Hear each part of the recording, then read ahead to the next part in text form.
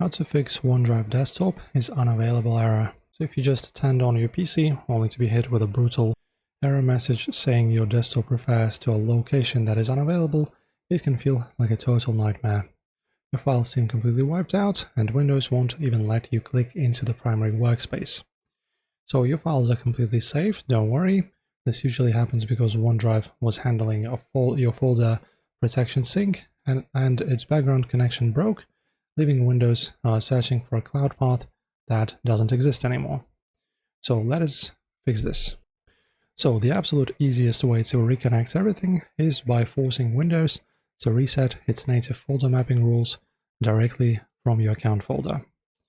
So guys, open up your File Explorer and then open up the folder called Uses.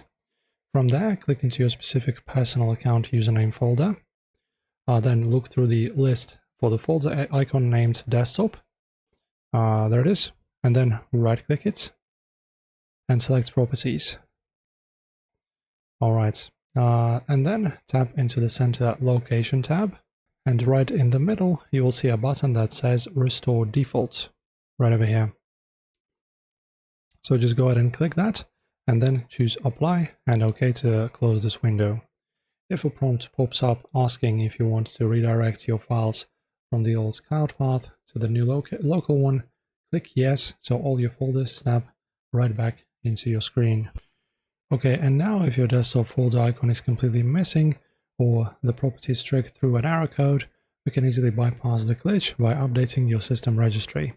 So open up Start, type in Registry, and open up the registry editor. Then go to this specific path and press Enter. Then guys, you need to look over to the right side parameter list and double-click the value entry named Desktop, right here. And change whatever cloud string is currently inside to exactly this. Let me show you.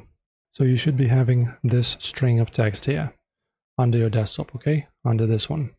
So change that value, click OK, and then just restart your computer.